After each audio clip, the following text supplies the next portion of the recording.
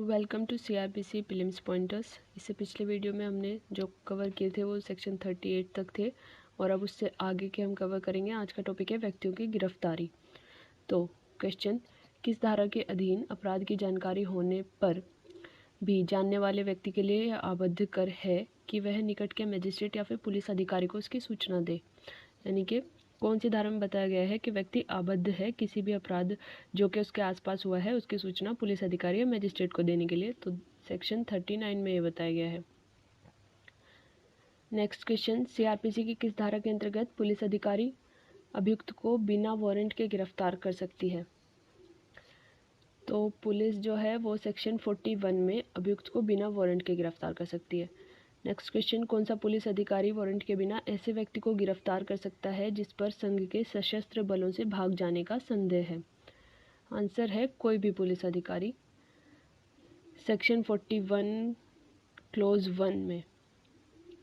Next question, एक magistrate अपनी स्थानीय अधिकारिता के भीतर जब सुबह टहलने जाता है तो उसके सामने कत्ल हो जाता है, क्या वह मजिस्ट्रेट अपराधी को स्वयं गिरफ्तार कर सकता है? आंसर है हाँ, धारा 44 के अंतर्गत, क्योंकि सेक्शन 44 में बताया गया है कि मजिस्ट्रेट द्वारा गिरफ्तारी। ओके। नेक्स्ट क्वेश्चन, असाधारण परिस्थितियों के सिवाय कोई भी स्त्री सूर्यास्त के पश्चात और सूर्योदय के पूर्व गिरफ्तार नहीं की जाएगी और जहां ऐसी गिरफ्तारी की असाधारण परिस्थितियां विद्यमान हैं वहां महिला पुलिस अधिकारी उसकी पूर्व अनुज्ञा प्राप्त करेगी। किसकी पूर्व अनुज्ञा प्राप्त करेगी? आंसर है प्रथम श्रेणी के न्यायिक दंडाधिकारी यानी कि जेएमएफसी की परमिशन पहले उसे प्राप्त करनी होगी। सेक्शन 46 का क्लोज 4 ऐसा बोलता है, ठीक है। और ये जो प्रोविज़न है वो जोड़ा गया था सीआरपीसी जो संशोधन अधिनियम हुआ था, सीआरपीसी अमेंडमेंट एक्ट 2005 के अंतर्गत जोड़ा गया था ये प्रोविज़न। नेक्स्ट क्वेश्चन, सीआरपीसी की धारा 50 यह उपबंध करती है कि बिना वारंट गिरफ्तार व्यक्ति को गिरफ्तारी के आधार और यदि गिरफ्तारी जमानती आधार के अपराध के लिए हुई हो तो उसके जमानत के अधिकार संसूचित किए जाएंगे। इस धारा के उपबंधों के अनुपालन पर क्या प्रभाव होता है? मतलब क्वेश्चन में पूछ रखा है कि धारा 50 ये उपबंध कर रही है कि व्यक्ति को उसकी गिरफ्तारी के आधार बताने पड़ेंगे और उसे ये सूचना देनी पड़ेगी कि आपका जो अपराध है वो जमानती है और आपको जमानत का अधिकार है। तो अगर इन उपबंधों का अगर पालन नहीं किया जाता है तो क्या प्रभाव होगा, ये पूछ रखा है क्वेश्चन में। तो आंसर है कि इससे संबंधित व्यक्ति की गिरफ्तारी और निरोध अवैध हो जाएगी। ठीक है, गिरफ्तारी और निरोध जो है वो अवैध माना जाएगा तथा गिरफ्तार व्यक्ति को अपनी रिहाई के लिए बंदी प्रत्यक्षीकरण समावेदन करने के लिए समर्थ बना देंगे। तो इसमें उत्तर में बताया गया है कि अगर गिरफ्तारी और निरोध ऐसे उल्लंघन धारा 50 के उपबंधों का उल्लंघन होता है ऐसे गिरफ्तारी और निरोध करने में, तो ऐसा निरोध क्या है, इलीगल माना जाएगा और फिर अभी गिरफ्तार व्यक्ति को बंदी प्रत्यक्षीकरण रिट फाइल करने का अधिकार होगा। नेक्स्ट क्वेश्चन, किसी चिकित्सा व्यवसाय द्वारा अभियुक्त का बलात् परीक्षण की प्रकृति क्या होगी? कि अगर कोई किसी एक्यूज्ड का बलात् ज़बरदस्ती चिकित्सा परीक्षण करता है कोई चिकित्सा व्यवसायी, तो उसकी प्रकृति क्या होगी?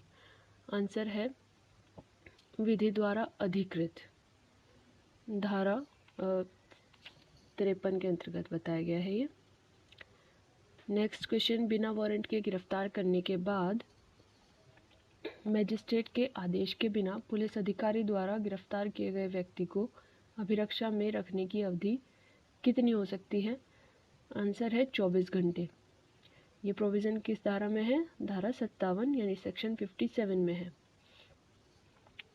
बिना वारंट के गिरफ्तार किए गए व्यक्तियों की सूचना थाने के भारसाधक अधिकारी के द्वारा किसे दी जाएगी?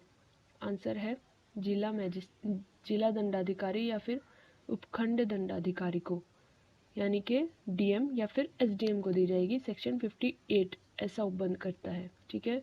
यहाँ पर हम आपको साथ साथ सेक्शन भी बताते चल रहे हैं जिससे कि आपको आइडिया रहे कि कौन सा प्रोविज़न कौन से सेक्शन में है या कौन सा सेक्शन उस प्रोविज़न की बात करता है। कुछ अन्य महत्वपूर्ण प्रश्न, सीआरपीसी संशोधन अधिनियम 2008 के किस धारा के अंतर्गत यह प्रावधान किया गया है कि किसी अभियुक्त की अभिरक्षा रखने वाले व्यक्ति का यह कर्तव्य होगा कि वह अभियुक्त के सुरक्षा की युक्तियुक्त देखरेख करे। ओके, तो ये कौन सी धारा में बताया गया है? धारा 55 के में। नेक्स्ट क्वेश्चन, प्रत्येक जिला मुख्यालयों पर एक नियंत्रण कक्ष की स्थापना किसके द्वारा की जाएगी? राज्य सरकार के द्वारा, जो कि धारा 41 ग में बताया गया है, यानी सेक्शन 41 सी में। नेक्स्ट क्वेश्चन, किसी गिरफ्तार किए गए व्यक्ति की चिकित्सीय परीक्षण की रिपोर्ट अभियुक्त व्यक्ति को किसके द्वारा प्रदान किया जाएगा?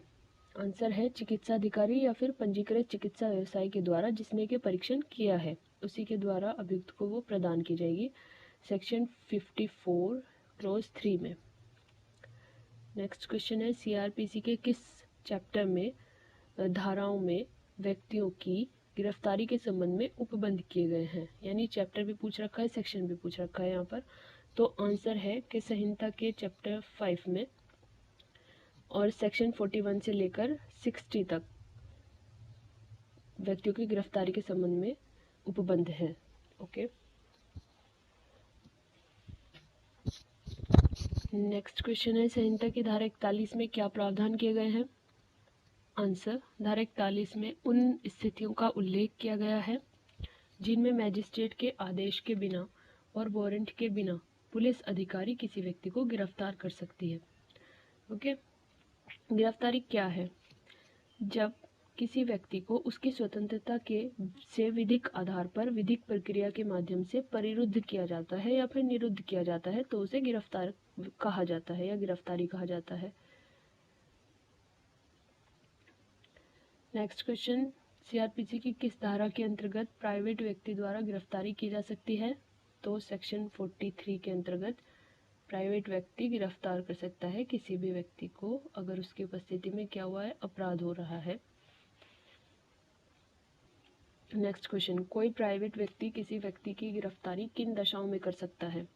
आंसर है जब गिरफ्तार किया जाने वाला व्यक्ति ऐसे व्यक्ति की उपस्थिति में अजमानतीय और संज्ञेय अपराध करता है, ठीक है, नॉन बेलेबल और कोग्निजेबल ऑफेंस करता है, या फिर कोई उद्वेशित अपराधी है, यानी कि जिसके बारे में घोषणा की जा चुकी है ऐसा अपराधी है कोई अगर। ओके, फिर है नेक्स्ट क्वेश्चन, संहिता की धारा 44 यानी सेक्शन 44 के अंतर्गत अपराधियों की गिरफ्तारी कौन से लोग कर सकते हैं? आंसर है इस धारा के अंतर्गत कार्यपालक मजिस्ट्रेट या फिर न्यायिक मजिस्ट्रेट की उपस्थिति में या उनकी स्थानीय अधिकारिता के अंदर अपराध किए जाने पर अपराधी को उनके द्वारा गिरफ्तार किया जा सकता है या गिरफ्तारी के लिए अन्य व्यक्तियों को आदेश दे सकते हैं। कार्यपालक मजिस्ट्रेट यानी एग्जीक्यूटिव मजिस्ट्रेट या फिर जुडिशियल मजिस्ट्रेट, और अगर उनकी उपस्थिति में हो रहा है या फिर उनके स्थानीय अधिकारिता के अंतर्गत अपराध हो रहा है तो वो उनको गिरफ्तार कर सकते हैं या फिर अपने द्वारा अपने व्यक्तियों से गिरफ्तार करवा सकते हैं। नेक्स्ट क्वेश्चन, यदि मैजिस्ट्रेट यह पाता है कि किसी व्यक्ति को गिरफ्तार करने के लिए वारंट जारी किया जाना चाहिए तो वह क्या कर सकता है? आंसर है सेक्शन 44 के क्लॉज 2 के अंतर्गत ऐसी दशा में वह ऐसे व्यक्ति को गिरफ्तार कर सकता है या अपनी उपस्थिति में उसकी गिरफ्तारी का निर्देश दे सकता है। ओके, नेक्स्ट, सीआरपीसी की किस धारा के अंतर्गत गिरफ्तारी की रीति बताई गई है? तो सेक्शन 46 के अंतर्गत बताई गई है गिरफ्तारी की रीति। नेक्स्ट क्वेश्चन, गिरफ्तारी के संबंध में हरमोहन लाल बनाम एम्परर 1929 के वाद में क्या निर्णय अभिव्यक्त किया गया? आंसर है इस प्रकरण में कहा गया, यानी इस वाद में कहा गया कि यदि गिरफ्तार करने वाले व्यक्ति से यह कहा जाता है कि तुम्हें गिरफ्तार किया जाता है तो मात्र यह कह देना ही गिरफ्तारी की संरचना नहीं कर देता जब तक कि इस शब्दोच्चारण के बाद व्यक्ति अपने को अभिरक्षा में समर्पित नहीं कर देता है। ओके, नेक्स्ट क्वेश्चन, किस वाद में विचाराधीन कैदियों के संबंध में उच्चतम न्यायालय द्वारा यह कहा गया कि कारागार से न्यायालय के बीच कैदी को लाने और ले जाने के समय हथकड़ी से छूट होनी चाहिए तथा हथकड़ी अपवाद स्वरूप ही लगाई जाए और उसके लगाने के कारणों को स्पष्ट अभिलिखित करते हुए उसके औचित्य को भी बताया जाना चाहिए। किस वाद में कहा गया था ये महत्वपूर्ण शब्द?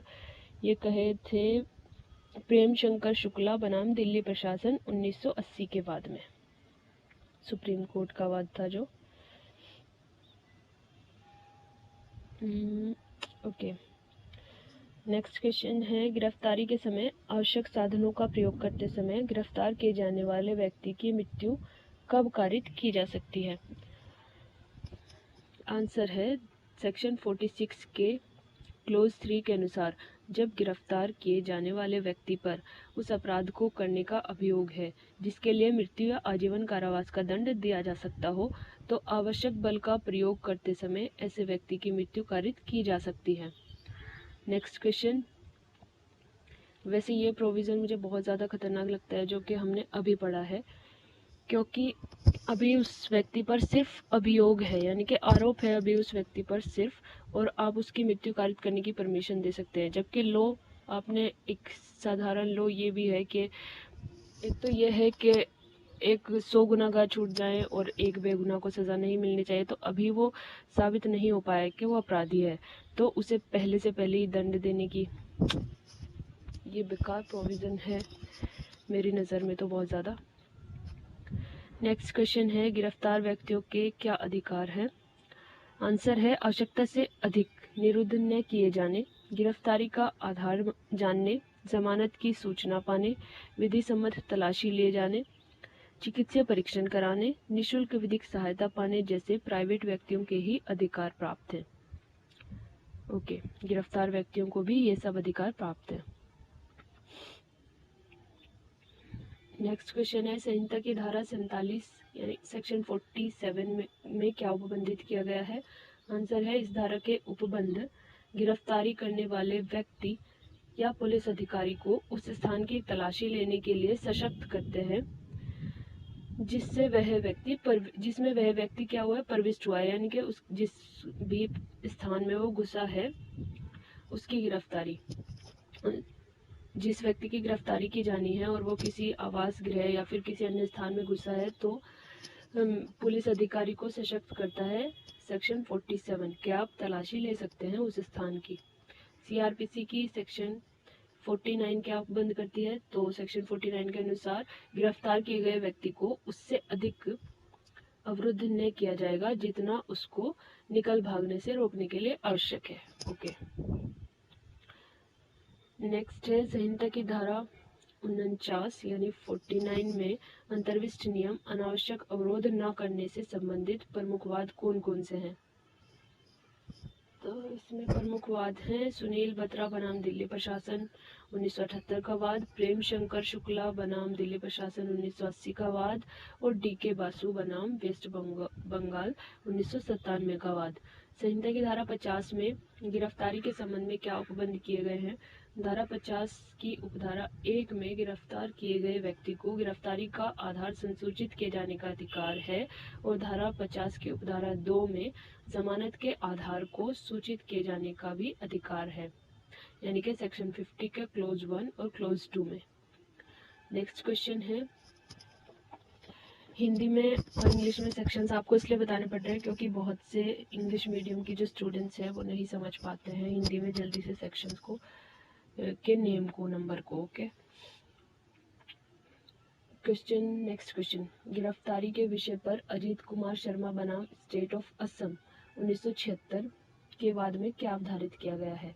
आंसर है इस वाद में अवधारित किया गया कि यदि गिरफ्तार व्यक्ति शपथ पर यह कह दे कि उसे जमानत का आधार नहीं बताया गया है, तो सिद्ध किए जाने का भार पुलिस पर चला जाएगा कि आपने उसे बताया है।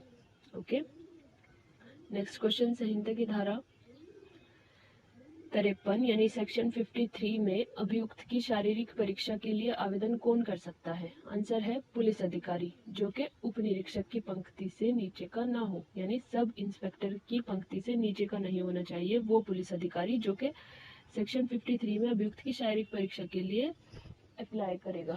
ओके, नेक्स्ट क्वेश्चन है, संहिता की किस धारा के अंतर्गत गिरफ्तार व्यक्ति की प्रार्थना पर गिरफ्तार व्यक्ति की चिकित्सा व्यवसाय द्वारा परीक्षा कराने की व्यवस्था है? यानी गिरफ्तार व्यक्ति की प्रार्थना पर गिरफ्तार व्यक्ति की ही चिकित्सा व्यवसाय द्वारा परीक्षा। इसके उपबंध कहाँ पर दिए गए हैं? सेक्शन 54 में दिए गए हैं। नेक्स्ट क्वेश्चन है, संहिता की धारा 54 के अंतर्गत यानी सेक्शन 54 के अंतर्गत गिरफ्तार व्यक्ति द्वारा अपने शरीर की चिकित्सा परीक्षण कराने के लिए मजिस्ट्रेट से प्रार्थना करने के पीछे क्या मूल उद्देश्य होता है? इसके पीछे मूल उद्देश्य है कि गिरफ्तार व्यक्ति के शरीर की परीक्षा से ऐसा साक्ष्य प्रकट होगा जो उसके द्वारा किसी अपराध के किए जाने को ना साबित कर देगा या जो साबित करेगा कि उसके शरीर के विरुद्ध किसी अन्य व्यक्ति ने कोई अपराध किया था। ओके, नेक्स्ट है, संहिता की धारा 54 इसी धारा मतलब सेक्शन 54 के अंतर्गत ही किस वाद में कहा गया के संबंध में किस वाद में कहा गया कि शारीरिक परीक्षण में बाहरी और आंतरिक परीक्षण शामिल है? ये कहा गया था जमशेद बनाम स्टेट ऑफ उत्तर प्रदेश 1976 के वाद में। नेक्स्ट क्वेश्चन है, शीला बनाम स्टेट ऑफ महाराष्ट्र 1983 का वाद में क्या अवधारित किया गया था? शीला बनाम स्टेट ऑफ महाराष्ट्र में क्या निर्णय दिया गया था? तो इसमें अवधारित किया गया था कि मजिस्ट्रेट का यह कर्तव्य है कि वह गिरफ्तार व्यक्ति को यह बताए कि उन्हें अपने शारीरिक परीक्षण का अधिकार है और वे चाहे तो आवेदन कर सकते हैं, चाहे तो निवेदन कर सकते हैं। ठीक है, शारीरिक परीक्षण के लिए। ओके, तो ये वाद इसलिए इम्पोर्टेंट है क्योंकि इन्हीं में से एग्जाम्स में पूछे जाते हैं, यही लीडिंग केसेस हैं। तो आपको ये ध्यान रखना है किस वाद में कौन सा जजमेंट दिया गया था, और वो या फिर ये भी पूछ लेते हैं कि ये वाला कौन सा केस किस धारा से रिलेटेड है। ओके, नेक्स्ट क्वेश्चन है, शिनाख्त परीक्षण से संबंधित उपबंध किस धारा में दिए गए हैं? शिनाख्त परीक्षण, तो ये है सेक्शन 54A में। नेक्स्ट क्वेश्चन है, संहिता की धारा 55 यानी सेक्शन 55 में क्या उपबंध किया गया है? आंसर है, पुलिस अधिकारी द्वारा वारंट के बिना गिरफ्तार करने के लिए अपने अधीनस्थ की प्रतिनियुक्ति की व्यवस्था है। धारा 55 में पुलिस अधिकारी द्वारा वारंट के बिना गिरफ्तार करने के लिए अपने अधीनस्थ की प्रतिनियुक्ति की व्यवस्था है, यानी अपने सबऑर्डिनेट की। तब वह अधिकारी अपने अधीनस्थ को उस व्यक्ति का नाम, अपराध का कारण जिसके लिए उसे गिरफ्तार किया जाना है, लिखित रूप में आदेश पारित करेगा और ऐसा अधीनस्थ अधिकारी गिरफ्तारी से पहले उस व्यक्ति को सूचित करेगा और मांगे जाने पर लिखित आदेश दिखा भी देगा कि देखो वारंट है। नेक्स्ट क्वेश्चन है, संहिता की धारा 57 यानी सेक्शन 57 क्या व्यवस्था करती है? सेक्शन 57 के अनुसार जब तक कि सेक्शन 167 यानी जब तक कि सेक्शन 167 सीआरपीसी के अधीन अभियुक्त को प्रतिप्रेक्षण पर न ले लिया जाए, अभियुक्त व्यक्ति को 24 घंटे से अधिक अवधि के लिए निरुद्ध नहीं किया जा सकता है। इस 24 घंटे में से गिरफ्तारी के स्थान से मजिस्ट्रेट के समक्ष तक की यात्रा के लिए आवश्यक समय को निकाल दिया जाएगा। ठीक है, नेक्स्ट क्वेश्चन है, सीआरपीसी की सेक्शन 57 के उपबंध किस संवैधानिक प्रत्याभूति को प्रभावी बनाते हैं? सेक्शन 57 के उपबंध संविधान के अनुच्छेद 22 यानी आर्टिकल 22 क्लोज 2 के प्रावधान अर्थात गिरफ्तार किए गए व्यक्ति को 24 घंटे से अधिक अवधि तक निरुद्ध न किया जाएगा को प्रभावी बनाते हैं। आपने जरूर पढ़ा होगा ये कॉन्स्टिट्यूशन में। नेक्स्ट क्वेश्चन है, शरीफ बाई बनाम अब्दुल रज्जाक AIR 1961 बॉम्बे के वाद में संहिता की धारा 57 के संबंध में क्या विचार प्रकट किए गए? आंसर है, इस वाद में कहा गया, किस वाद में? शरीफ बाई बनाम अब्दुल रज्जाक के वाद में, कि 24 घंटे से अधिक निरुद्ध किए जाने पर ऐसा गिरफ्तार करने वाला व्यक्ति अवैध हिरासत का दोषी होगा। ओके, ऐसा गिरफ्तार करने वाला व्यक्ति दोषी हो जाएगा, फिर माना जाएगा। नेक्स्ट क्वेश्चन है, किस वाद में मत व्यक्त किया गया कि अवैध गिरफ्तारी के विरुद्ध गिरफ्तार व्यक्ति को आत्मरक्षा की शक्ति के प्रयोग का अधिकार है? यानी गिरफ्तार व्यक्ति क्या है? आत्मरक्षा की शक्ति का प्रयोग कर सकता है, सेल्फ डिफेंस का। आंसर है, यह कहा गया था जोगेंद्र नाथ मुखर्जी जर्नल 1897 कलकत्ता के वाद में। नेक्स्ट, बिना वारंट की गिरफ्तारी का तार्किक आधार क्या है? आंसर है मजिस्ट्रेट द्वारा वारंट जारी किए जाने तक। ऐसा व्यक्ति अपने को छिपा सकता है या फिर क्या पता भाग जाए या अपनी सुरक्षा का कोई अन्य उपाय ढूंढ ले, तो ये आधार है कि आप, इससे अच्छा है कि क्योंकि उसने संज्ञेय अपराध किया है तो आप उसे बिना वारंट के ही गिरफ्तार कर ले। नेक्स्ट क्वेश्चन है, संहिता की धारा 58 यानी सेक्शन 58 में क्या उपबंध किया गया है? आंसर है सेक्शन 58 में के अनुसार पुलिस थाने के भारसाधक अधिकारी अपने अपने थानों की सीमाओं के अंदर बिना वारंट गिरफ्तार किए गए व्यक्तियों के मामलों की रिपोर्ट जिला मजिस्ट्रेट को या उसके निर्देश पर उपखंड मजिस्ट्रेट को करेंगे। ठीक है, ये आप ध्यान रखना, सेक्शन 58। नेक्स्ट है संहिता की सेक्शन 59 के अंतर्गत पुलिस अधिकारी द्वारा गिरफ्तार किए गए किसी व्यक्ति का उन्मोचन किन आधारों पर किया जा सकता है? आंसर है ऐसे व्यक्ति का उन्मोचन यानी कि छोड़ना ऐसे व्यक्ति को उसी के बंधपत्र पर या फिर जमानत पर या फिर मजिस्ट्रेट के विशेष आदेश के अधीन ही किया जाएगा। यदि कोई व्यक्ति विधिपूर्ण अभिरक्षा में से निकल भागता है, नेक्स्ट क्वेश्चन है ये, यदि कोई व्यक्ति विधिपूर्ण अभिरक्षा में से निकल भागता है या फिर छुड़ा लिया जाता है तो वह व्यक्ति जिसकी अभिरक्षा में से वह निकल भागता है या छुड़ा लिया जाता है क्या कर सकता है? आंसर है ऐसा व्यक्ति उसका तुरंत पीछा कर सकता है और भारत के किसी भी स्थान में उसे गिरफ्तार कर सकता है। ठीक है, तो ये हमारा पूरा कवर हुआ जो भी इम्पोर्टेंट पॉइंट्स थे और ये बहुत ही अच्छे से आपको समझ में आएगा। नेक्स्ट टॉपिक हम कल स्टार्ट करेंगे जो कि हमारा होगा हाजिर होने और चीज़ें पेश करने को विवश करने के लिए आदेशिकाएं, जो कि धारा 61 से 105 के अंतर्गत चलता है। Okay, process to compel appearance. Okay, thank you. अगर आपको ये हेल्पफुल लग रहा है तो ज़रूर आप कमेंट में बताइएगा। Thank you.